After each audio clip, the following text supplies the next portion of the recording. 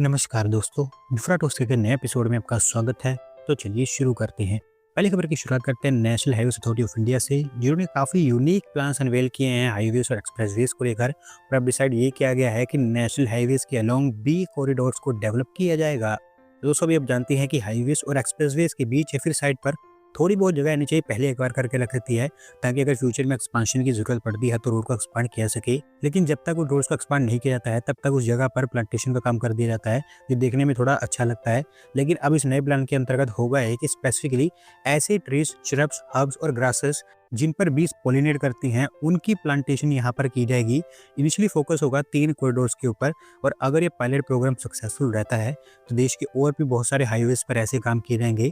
वैसे इस प्रोग्राम को लेकर आपका क्या मानना है, कमेंट्स में मेरी राय जरूर देना। अगली दोस्त अपडेट तमिलनाडु से है, जहां पर फाइनल फिजिबिलिटी रिपोर्ट रिलीज कर दी गई है आरआरटीएस पीरियड को लेकर। और इस रिपोर्ट में अलंदूर विल्लुपुरम अलाइनमेंट को चेन्नई के लिए प्रेफर्ड कॉरिडोर बताया गया है। तो दोस्तों, तमिलनाडु सरकार भी दूसरी स्टेट्स की तरह ही उनकी स्टेट में आरटीएस को चलाना चाहती है, जिसके लिए 3 कॉरिडोर्स के ऊपर फिजिबिलिटी कंडक्ट की जा रही थी। और उसमें से 1-2 कॉरिडोर्स ऐसे थे जो कि चेन्नई के लिए होने वाले थे, जिनके अलग अलग अलाइनमेंट्स कंसिडर की गई। और उसमें से अलांदूर विल्लुपुरम अलाइनमेंट को प्रेफर्ड चॉइस बताया गया है, जो वाया एयरपोर्ट, किलम्बक्कम और तिंदीवरम बनाई जाएगी। 82 किलोमीटर के आसपास इसकी लेंथ होगी और 75,000 करोड़ रुपीस का खर्च आएगा इसको बनाने के लिए। इसके अलावा 64.1 किलोमीटर लंबी एक स्पर आरआरटीएस लिंक भी यहाँ पर प्लान की गई है, कडलूर से पुडुचेरी के बीच। और अगर इस आरआरटीएस को बना दिया जाता है तो डेली बेसिस पर 2.32 लाख लोग इसका इस्तेमाल करेंगे। अगली दोस्त अपडेट केरला से है, जहां पर कोची मेट्रो फेज 3 को लेकर कुछ प्लान्स अनवेल किए गए हैं। और ऐसा बताया जा रहा है कि इसके अंतर्गत कोची एयरपोर्ट, कोची मेट्रो और रेलवे को अंडरग्राउंड नेटवर्क के थ्रू कनेक्ट किया जाएगा।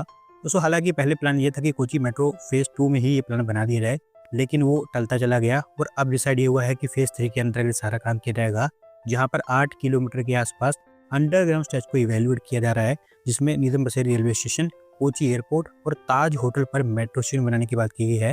ताज होटल मेट्रो स्टेशन एक इंटरचेंज का काम करेगा। डीपीआर भी इसकी प्रिपेयर की जा रही है और अगले कुछ ही दिनों के अंदर अंदर वो अनवील कर दी जाएगी। अगली दोस्त अपडेट दिल्ली से है, जहां पर दोस्तों दिल्ली सरकार के द्वारा 62 ट्रैफिक लॉक्ड हॉटस्पॉट्स को आइडेंटिफाई किया गया है दिल्ली के अंदर। और अब होगा ये कि इन हॉटस्पॉट्स पर 215 के आसपास नए नए इंटरवेंशन किए जाएंगे, ताकि व्हीकुलर मूवमेंट को यहाँ पर इम्प्रूव किया जा सके। तो दोस्तों, बेसिकली दिल्ली सरकार इस तरह के इनिशिएटिव के ऊपर पहले से ही काम कर रही है। इनफैक्ट 83 के आसपास इंटरवेंशंस कर भी दिए गए हैं और अच्छा खासा इंप्रूवमेंट उन जंक्शंस में देखने को मिला है। अभी उसी तरह से 215 और इंप्रूवमेंट्स की जाएंगी 62 अलग अलग प्लेसेस पर, जिसमें आश्रम चौक, लाजपत नगर स्ट्रेच, गुरु रविदास मार्ग और मैक्स हॉस्पिटल सकेत जैसे जो अलग अलग एरियाज है वो इंक्लूड किए गए हैं। मोस्ट प्रोबेबली इसी साल के अंदर अंदर सारा काम यहाँ पर कंप्लीट हो जाएगा। अगली दोस्त अपडेट एविएशन से है, जहां पर देश की पहली प्राइवेट सेक्टर की हेलीकॉप्टर फाइनली असेंबली लाइन देश में बनकर तैयार हो गई है। और हमारे इंडियन प्राइम मिनिस्टर और फ्रेंच प्रेसिडेंट इमैनुअल मैक्रोन के द्वारा इसको इनोग्रेट किया गया है। तो दोस्तों, ये facility basically Tata advance system के द्वारा बनाई गई है कर्नाटका के कोलार में, वेमागल में, जहां पर पहले से ही कई तरह के अलग अलग डिफेंस प्रोडक्ट्स की मैन्युफैक्चरिंग होती है। एयरबस H125 हेलीकॉप्टर्स, जो कि एक सिंगल इंजन यूटिलिटी हेलीकॉप्टर है, वो यहाँ पर प्रोड्यूस किया जाएगा। और वैसे मैं बता दूं, अभी फिलहाल तो हम इसका इस्तेमाल नहीं करते हैं, फ्यूचर में हो सकता है कि हम इसका इस्तेमाल करें, लेकिन अभी मेनली इसको एक्सपोर्ट पर्पस के लिए यहाँ पर तैयार किया जाएगा। और ऐसा बताया जा रहा है कि 1000 करोड़ रुपये से ऊपर की यहाँ पर कुल मिलाकर इन्वेस्टमेंट होगी।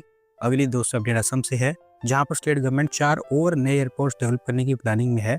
और इसको लेकर स्टेट गवर्नमेंट अगले कुछ ही दिनों के अंदर अंदर फिजिबिलिटी स्टडी स्टार्ट करेगी। तो दोस्तों, एयरपोर्ट्स मजुली, डिफू, मरांगसो और मानस, इन 4 एरियाज में बनाए जाएंगे। मोस्ट प्रोबेबली उड़ान स्कीम के अंतर्गत इंक्लूड करके इनको बनाया जाएगा, क्योंकि मेन फोकस यहाँ पर रीजनल फ्लाइट्स और रीजनल रूट्स के ऊपर होने वाला है। अगले महीने असम सरकार और हमारी union ministry of civil aviation के बीच में इन एयरपोर्ट्स को लेकर एमओयू साइन हो जाएगा, जिसके बाद आपको फिर फिजिबिलिटी और डीपर वगैरह काम आगे बढ़ता हुआ दिखाई देगा। अगली दोस्तों अपडेट हमारी रेलवे की तरफ से है, जहां पर तंबरम रेलवे स्टेशन पर पैसेंजर वेटिंग फैसिलिटीज और इम्प्रूव कर दी गई हैं, क्योंकि सालों के डिले के बाद एक नया एसी वेटिंग हॉल यहाँ पर खोला गया है। दोस्तों, इस एसी वेटिंग हॉल का कंस्ट्रक्शन काफी लंबे समय से किया जा रहा था। अभी फिलहाल स्टेशन के वेस्टर्न एंट्री कॉन्कोर्स पे इसको तैयार कर दिया गया है, जहां पर सोफा सेट्स, रिक्लाइनर चेयर्स और लगेज रैक बनाए गए हैं। 80 के आसपास इसकी सीटिंग कैपेसिटी है और 20 लाख खर्च करके ये ओपन हुआ है। अगली दोस्त अपडेट फिर से असम से है, जहां पर लोहित रिवर के ऊपर एक और नया ब्रिज बनकर तैयार हो चुका है और असम के सीएम के द्वारा इसको इनॉग्रेट करते हुए पब्लिक यूज के लिए भी खोला गया है।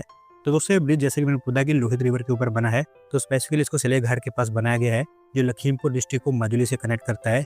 702 मीटर के आसपास इसकी लेंथ है और ऑफिशियली ये बाली चपोरी बोंगलमाड़ा रोड का हिस्सा है, जो कि अराउंड 19.5 किलोमीटर लंबा एक नया प्रोजेक्ट है। 2 ब्रिज उसमें बनाए जा रहे थे, एक सुबनसिरी रिवर के ऊपर जो कि ओपन हो चुका है और एक लोहित रिवर के ऊपर जो अभी ओपन हुआ है। 694.77 करोड़ रुपीस इसके ऊपर खर्च किए गए हैं। अगली दोस्तों अपडेट बिहार से है, जहाँ पर दोस्तों सीतामढ़ी सैटेलाइट टाउनशिप प्रोजेक्ट आगे बढ़ता हुआ दिखाई दे रहा है, क्योंकि इस टाउनशिप प्रोजेक्ट को स्टेट गवर्नमेंट की ऑफिशियल अप्रूवल मिल चुकी है। तो दोस्तों टाउनशिप एक टाइप का ग्रीन फील्ड प्रोजेक्ट होगा, जो बनेगा 750 एकड़ के एरिया में। स्पेसिफिकली सीतामढ़ी के पुनर्धाम के आसपास इसको बनाया जाएगा। 2 फेज में इसको बनाने की बात की गई है, जिसमें पहला फेज 250 एकड़ के एरिया में होगा, जबकि दूसरा फेज 500 एकड़ के एरिया में होगा। अभी पहले फेज में बेसिक इंफ्रास्ट्रक्चर जैसे कि roads, water, electricity supply, residential floors, commercial complex और पब्लिक फैसिलिटीज यहाँ पर बनाई जाएंगी। इसके साथ साथ ग्रीनरी, पार्क्स और टूरिस्ट फैसिलिटीज जो कि स्मार्ट सिटी मिशन से इंस्पायर्ड होंगी, वो भी यहाँ पर पहले फेज के अंदर ही बनाई जाएंगी। और अभी लैंड एक्विजिशन को लेकर प्रीलिमिनरी वर्क स्टार्ट हो चुके हैं, धीरे धीरे इसका काम आगे बढ़ता रहेगा। अगली दोस्तों अपडेट रावी रिवर को लेकर है, जहां पर भारत सरकार ने अनाउंस कर दिया है कि रावी रिवर का सरप्लस वाटर जो भी पाकिस्तान जाया करता था, अब वो हम ब्लॉक करेंगे और अब उस पानी का इस्तेमाल देश के अंदर ही किया जाएगा। तो दोस्तों आप जानते हैं कि इंडस वाटर ट्रीटी के अंतर्गत हम अभी तक बहुत दरियादिली दिखाया करते थे, क्योंकि इंडस वाटर ट्रीटी के अंतर्गत जो रिवर्स का पानी हम फुली यूटिलाइज कर सकते थे, उसमें से भी जो सरप्लस वाटर होता था वो हम पाकिस्तान की तरफ छोड़ देते थे। लेकिन अब ऐसा नहीं होगा, क्योंकि इंडस वाटर ट्रीटी सस्पेंड हो चुकी है और भारत सरकार सरप्लस वाटर देने के मूड में नहीं है। अभी से बताया जा रहा है कि शाहपुर कंडी डैम जो कि पंजाब के पठानकोट डिस्ट्रिक्ट में बनाया जा रहा था, वो ऑलमोस्ट कंप्लीट हो चुका है। कैपेसिटी टेस्टिंग का वहाँ पर हो चुका है। तो दस जा रहा है कि 31 मार्च के आसपास वो डैम पूरी तरह से ओपन हो जाएगा, जिसके बाद रावी रिवर का सरप्लस वाटर जो पहले पाकिस्तान जाया करता था, अब वो भारत में ही स्टोर होगा। अगली दोस्तों अपडेट दिल्ली से है, जहां पर दिल्ली का पहला डबल डकर फ्लाईओवर भी बनकर तैयार हो गया है और अगले कुछ ही दिनों के अंदर अंदर इसको अथॉरिटीज ट्रायल बेसिस पर ओपन करेंगी। तो दोस्तों ये फ्लाईओवर भजनपुरा से यमुना विहार मेट्रो स्टेशन के बीच बनाया गया है, जो एक तरह से मौजपुर मजलिस पार्क मेट्रो कॉरिडोर का हिस्सा है। 1.4 किलोमीटर की इसकी लेंथ है, जहाँ पर लोअर डेक तो व्हीकल्स के लिए है, जबकि अपर डेक मेट्रो के लिए है। अभी फिलहाल एक रैंप यहाँ पर बनाया जा रहा है जो अंडर कंस्ट्रक्शन है, और उसी के चलते अभी इसको सिर्फ ट्रायल बेसिस पर ही ओपन किया जाएगा। एक बार वो रैंप भी तैयार हो जाता है तो कमर्शियल यूज के लिए भी इसको ओपन किया जाएगा। आज के दोस्तों आखिरी अपडेट भी बिहार से ही है, जहाँ पर मुजफ्फरपुर एयरपोर्ट के अपग्रेड का काम आगे बढ़ता हुआ दिखाई दे रहा है, क्योंकि इसको लेकर एयरपोर्ट अथॉरिटी ऑफ इंडिया ने टेंडर फ्लोट कर दिए हैं। तो सर यहाँ पर एयरपोर्ट अथॉरिटीज का टारगेट है कि मुजफ्फरपुर एयरपोर्ट को अपग्रेड करके कोड 2B कैटेगरी के जो एयरक्राफ्ट है उनको हैंडल करने की कैपेबिलिटी इसको बना दी जाए, ताकि मल्टीपल सिटीज से इस एयरपोर्ट को कनेक्ट किया जा सके। अभी फिलहाल रनवे की स्ट्रेंथनिंग और construction, taxiways, apron, emergency access road और बहुत सारी अलग अलग एयर साइड फैसिलिटीज को लेकर यहाँ पर टेंडरिंग स्टार्ट की गई है। 43.13 करोड़ रुपीस इसके ऊपर खर्च की जाएंगे। एयरपोर्ट अथॉरिटी ऑफ इंडिया कहना है कि अगले 15 दिनों के अंदर अंदर टेंडर दे दिए जाएंगे और फिर उसके अगले 11 महीने के अंदर अंदर ये पूरा का पूरा अपग्रेड कंप्लीट हो जाएगा। तो दोस्तों आज की वीडियो में बस इतना ही। अगर आप अपनी तरफ से अपडेट सबमिट करना चाहते हैं तो शिव शिंदे के लिंक पर क्लिक करके सबमिट कर सकते हैं। और अगर आज की वीडियो पसंद आई हो तो वीडियो को लाइक करें, चैनल को सब्सक्राइब करें। धन्यवाद वीडियो को देखने के लिए।